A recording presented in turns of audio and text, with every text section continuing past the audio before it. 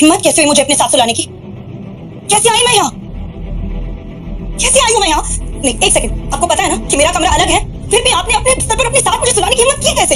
नहीं, क्यों किया आपने ऐसा? क्यों? शनाया, तुम कल रात को नशे में थी। मल्होत्रा से बचाकर मैं आपको यहाँ लाया, और आपको इस हालत में देखकर आपको अकेला छोड़ना मैंने सही नहीं समझा, बस इसलिए। अब शनाया को बीती रात की सारी घटना याद आ गई, जब देव मल्होत्रा ने उसके ड्रिंक में कोई दवा मिला दी थी और फिर उसका फायदा उठाना चाहा था। मुझे याद आ गया कि मेरे साथ कल क्या हुआ था। और अगर आप ये समझते हो कि आप इस बात का फायदा उठाकर मेरे करीब आ सकते हो, तो ये दिमाग से कंप्लीटली निकालो। आपके चक्कर में मुझे याद ही नहीं रहा कि मुझे कितना जरूरी काम करना था। इस मल्होत्रा का तो कुछ करना पड़ेगा। मुझे पता ही नहीं था कि ये इतना घटिया इंसान निकलेगा। कहते हुए शनाया ने अपना लैपटॉप खोला और ईमेल चेक करने लगी, तभी हुई उसे सामने जो दिखा, उससे शनाया एकदम से शॉक्ड हो गई। वह हैरानी से ईमेल पढ़ते हुए बोली, ये कैसे हो सकता है? इस ऑफिसर ने मेरे ड्रीम प्रोजेक्ट को अप्रूव करने से मना कर दिया। तभी अचानक ही शनाया का मोबाइल बजने लगा। उसने स्क्रीन पर देखा तो उसके दादाजी आनंद गिल का कॉल था। गिल कंस्ट्रक्शन कंपनी के बिजनेस से जुड़े सारे अहम फैसले वही लेते थे। शनाया फोन की तरफ ऐसे देखने लगी जैसे अगर उसे उठा लिया तो कयामत ही आ जाएगी। उसे पता था कि बिजनेस से जुड़े फैसले लेने में उसके दादाजी बेहद सख्त हैं। हमारी कंपनी के सबसे बड़े प्रोजेक्ट को तुमसे वापस लिया जाना है, और साथ ही अब तुम इस फैमिली बिजनेस से अलग रहोगी। तुम्हारा अब गिल कंस्ट्रक्शन से कोई वास्ता नहीं होगा। I hope that is clear. अब ये सब जो कुछ भी है मेरी सरदर्दी है, और ये सब मैं खुद ही हैंडल कर लूंगी। इस एक मेल की वजह से मुझसे मेरा ड्रीम प्रोजेक्ट छीना गया। दादाजी ने कहा है कि वो मुझसे प्रोजेक्ट वापस ले रहे हैं, और सिर्फ यही नहीं, मुझे कंपनी से भी बाहर किया जा रहा है। और ऐसा कैसे हो सकता है? एक प्रोजेक्ट की वजह से कोई भी किसी को कंपनी से कैसे निकाल सकता है? और अगर अप्रूवल नहीं मिला, इसमें आपकी क्या गलती है? मैंने कहा ना कि मैं ये सब खुद हैंडल कर लूंगी। मुझे लगता है कि आपको एक बार दादाजी से मिलकर इस मामले में बात करनी चाहिए। इतना बड़ा फैसला फोन पर नहीं कर सकते। शनाया, दुनिया मुझे निकम्मा समझती है, अब शायद आप भी मुझे ऐसे ही समझते हैं। आप एक बार अपने इस निकम्मे पति को भी मौका देकर देख लो। ओह, तो आप अपने आप को बड़ा तीसरा खान समझते हैं ना? क्या कर लेंगे आप? मेरे साथ चलो और अपने दादाजी से बात करो। चलो। कुछ ही देर में वो दोनों शनाया के दादाजी आनंद गिल के ऑफिस में थे। शनाया, आहन, सिट डाउन। देखो शनाया, बिजनेस के मामले में मैं बहुत साफ हूं। मैंने जो फैसला लिया है गुस्से में आकर नहीं, और ना ही जज्बात में आकर लिया है। ये नई बिल्डिंग का प्रोजेक्ट गिल कंस्ट्रक्शन का बहुत बड़ा सपना था, जो अब तक मुकम्मल नहीं हुआ। वाई? दादाजी, I feel like क्योंकि तुमसे ये काम नहीं हो पा रहा। मैंने ये प्रोजेक्ट तुम्हारे कजन सौर्य को दे दिया है। आज से वो इस प्रोजेक्ट को हैंडल करेगा।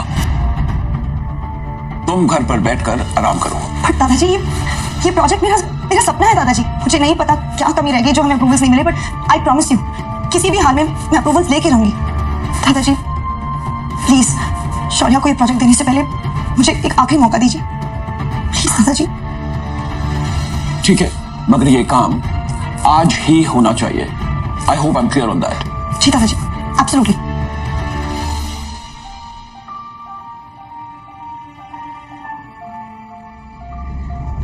शौर्य शनाया का ही कजिन था, जो हमेशा से शनाया को बिजनेस से बाहर करना चाहता था। उसकी हसरत थी कि एक दिन वो इस बिजनेस एम्पायर को हासिल कर ले, और इसके लिए शनाया को वो हर हाल में पीछे छोड़ना चाहता था। अप्रूवल के लिए आई हो, मगर अफसोस अब कोई फायदा नहीं है, क्योंकि उस ऑफिसर को मैंने ऑलरेडी खरीद लिया।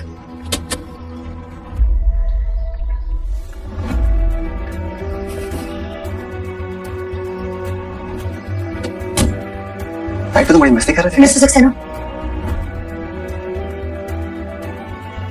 कहिए शनाया जी, कैसे आना हुआ? गिल कंस्ट्रक्शन की जो बिल्डिंग है उसके सारे डॉक्यूमेंट्स कंप्लीट है, और हर जगह पर सारे नियमों का पालन भी किया गया है। बावजूद इसके हमें अप्रूवल नहीं मिला। क्या मैं आपसे पूछ सकती हूँ कि आपने ऐसा क्यों किया? मैंने ही नहीं ऐसा करने बोला था। कमली, तुम यहाँ? हाँ, मैं यही काम करती हूँ, और ये जिस सक्सेना से तुम बात कर रही हो ना, वो मेरा पति है शनाया। जब मुझे पता चला कि तुम्हें हमारे अप्रूवल की जरूरत है, तो मैंने ही ऐसा करने से मना कर दिया। आज मेरा पति वो जगह पे है जहाँ वो तुम्हारा काम बना भी सकता है और बिगाड़ भी सकता है। लेकिन तुम तो बहुत पैसे वाली हो ना शनाया, तू जाओ करवा लो अपना काम जिससे भी करवा सको। कामिनी, जो कुछ भी हुआ वो सब मेरी गलती थी। मैं बहुत नासमझ थी।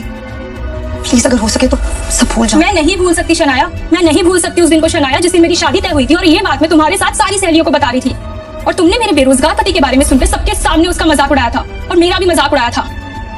सारी सहेलियां हंस रही थी मेरे ऊपर और मैं रोते हुए वहां से आई थी। कामिनी देखो, वो सब मेरी नासमझी थी और मैं बहुत ज्यादा शर्मिंदा हूँ। शर्मिंदा होने से काम नहीं चलेगा शनाया, उस दिन का बदला तुम्हें आज चुकाना होगा। बेइज्जती के बदले बेइज्जती होनी चाहिए। मतलब ये तुम्हारा पति है ना, इसने आज तक कौन से झंडे गाड़ दिए शनाया? अरे इसकी तो मेरे पति के बराबर खड़े रहने की भी औकात नहीं है। और मैंने सुना है कि ये घर जमाई बनकर रहता है। कामिनी अब तुम गलत बोल रही हो। मैंने अभी कुछ कहा ही कहा है शनाया। ठीक है अब सुनो, अगर तुम्हें अप्रूवल चाहिए तो तुम्हारे पति को बोलो मेरे पति के सामने हाथ जोड़ के गिड़गिड़ा के अप्रूवल की भीख मांगे। कामिनी तुम, बाहर का रास्ता उधर है शनाया।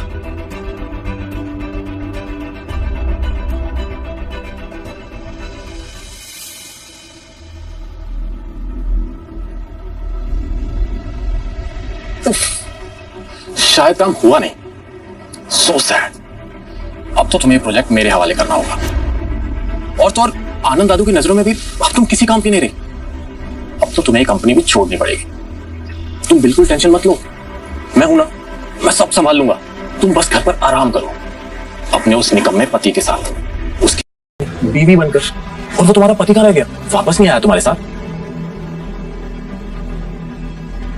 बाहर से शीशे के उस पार क्या हो रहा है ये साफ दिख रहा था और फिर शनाया ने जो देखा उससे तो शनाया को झटका सा लगा। अंदर आहान सारे स्टाफ के सामने गिड़गिड़ा रहा था, अप्रूवल की भीख मांग रहा था।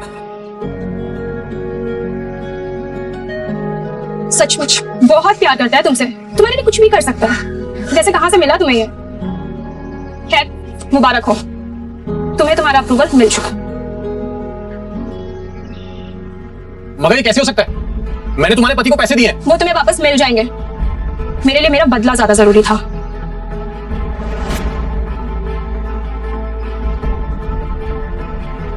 आप क्या समझते हैं खुद को? क्यों किया आपने ऐसा?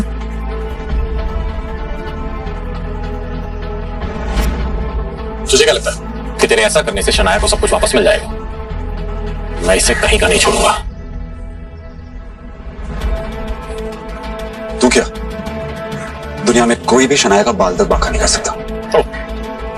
मगर कब तक साथ देखा तू शनाया का? देखता जा, मैं तेरा और शनाया का रिश्ता ही खत्म कर दूंगा। कोशिश कर ले, चल जाएगा।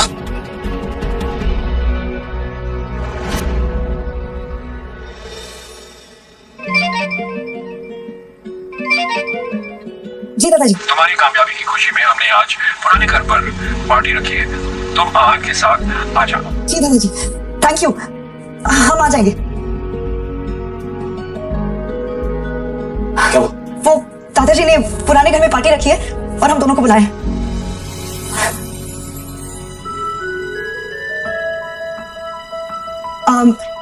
मेरा मतलब है कि पार्टी में बुलाया है पर इसमें इतना खुश होने वाली बात ही नहीं है। उन्होंने कहा है कि आप सिर्फ हमें छोड़ने चलेंगे बस। आहान भी अंदर ही अंदर काफी खुश था मगर उसने ये अपने चेहरे पर जाहिर नहीं होने दिया।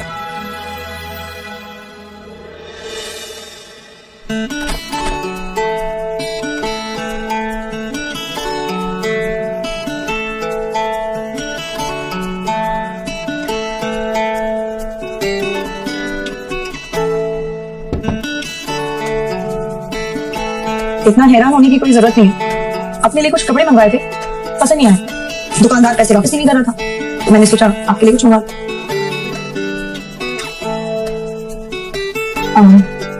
चलते हुए पहन लीजिएगा।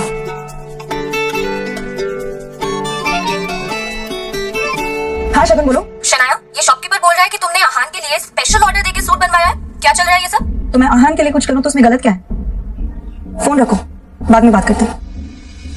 शाम हो चुकी थी और सभी बड़े लोग पार्टी में आ चुके थे। आहान और शनाया को देखकर शौर्य और शगुन के मन में कुछ और ही चल रहा था।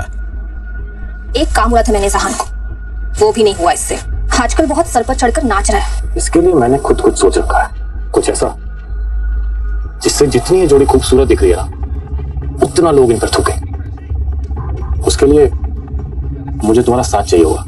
इस पार्टी में कुछ तो ऐसा करना पड़ेगा जिससे आहान और शनाया की बेइज्जती भी हो जाए और गलती भी आहान की हो। शौर्य, ऐसा होगा कैसे? इस गरीब सड़क छाप पे इतना महंगा सूट कुछ जम नहीं रहा है। शनाया, वेलकम बच्चा। आहान, वेलकम टू द पार्टी। हम लेट्स हैव अ ड्रिंक। आ जाओ। शनाया भी पता नहीं आजकल इसे कुछ ज्यादा ही भाव देने लग गई है। पता नहीं क्या हो गया ऐसे। सही कहा, आजकल कुछ ज्यादा ही उछल रहा है। अब देखो मैं क्या करता हूं।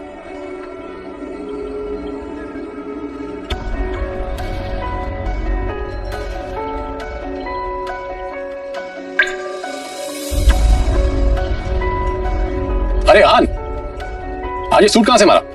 ओ, अब ये निकम्मा पति अपनी पत्नी के टुकड़ों पे पल्ले भी लगाए, वरना तुम्हारी इतनी औकात कहां कि तुम इतना महंगा सूट पहन सको।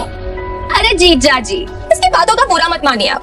अब आखिर जीजा जी घर जमाई है ना। अब घर जमाई तो अपने ससुराल के टुकड़ों पर ही पलता है ना? और आप अपनी पत्नी के पैसों पे ऐश कर रहे हो, तो इसमें गलत क्या है? अच्छा सॉरी, लेकिन शगुन, तुम्हें लगता है कि शनाया इससे प्यार करती है? तुम्हें ऐसा क्यों नहीं लगता? वो देखो, अपने पति को छोड़कर। हाँ, वो तो है। गौरव हमेशा से ही शनाया को पसंद करता था, मगर फिर उसकी शादी शगुन के साथ हो गई। बावजूद इसके गौरव अब भी कोई मौका नहीं छोड़ता था, इसलिए अब भी वो उस पर ट्राई करता रहता था। हाँ, ये बात अलग थी कि शनाया गौरव को जरा भी भाव नहीं देती थी। कम से कम आज के दिन तो शनाया को अपने पति को अकेला नहीं छोड़ना चाहिए था। जीजा जी, ओह छोड़िए ना, चलिए हम एंजॉय करते हैं। नहीं मैम, शराबी नहीं। अरे कम ऑन आहान, कभी कभी ऐसी पार्टी में ये सब चलता है। पी भी लो। अरे लो यार, P low. Yes. That's like a good boy. ओ जीजा जी, हमारी ग्लास से नहीं पियेंगे? इतना भेदभाव? चलिए come on, finish it. Come on. You have to do this. You have to do this. Come on. Bravo, जीजा जी.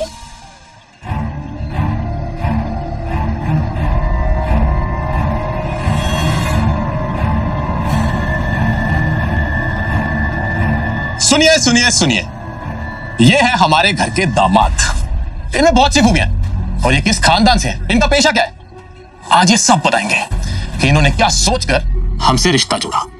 ओह, तो तुम दोनों ने इसीलिए मुझे शराब पिलाई। अब अगर इतनी जिज्ञासा हो ही रही है तो सुनो।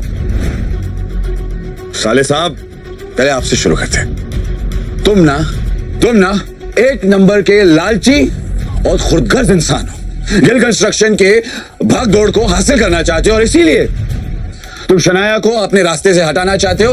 अरे तुम तो हमारा रिश्ता भी तोड़ना चाहते हो। ये क्या बकवास कर रहे हो? चुप, बिल्कुल चुप, मेरी बात खत्म नहीं हुई अभी तक। हाँ, तो तुम इस बिजनेस को हासिल करने के लिए तरह तरह की चालें चलते हो। अपने बाप नीरज गिल के साथ मिलकर दादाजी की चपलूसी करते हो और उन्हें शनाया के खिलाफ भड़काते हो। Stop it. आखिर ये हो क्या रहा है यहाँ? दादाजी। वैसे भी दादाजी, आपका क्या कहना? दिखाने को तो आप शनाया को मौका देते रहते हो, लेकिन अंदर ही अंदर आप शौर्य को ज्यादा चाहते हो। इसलिए तो आपका हर एक फैसला शौर्य के हक में और शनाया के खिलाफ होता है। You are disgusting. जाओ यहां से। आहान, अपनी हद में रहो। ये हमारे दादाजी है, तुमसे उम्र, रिश्ते और ओहदे में सबसे बड़े हैं। शगन,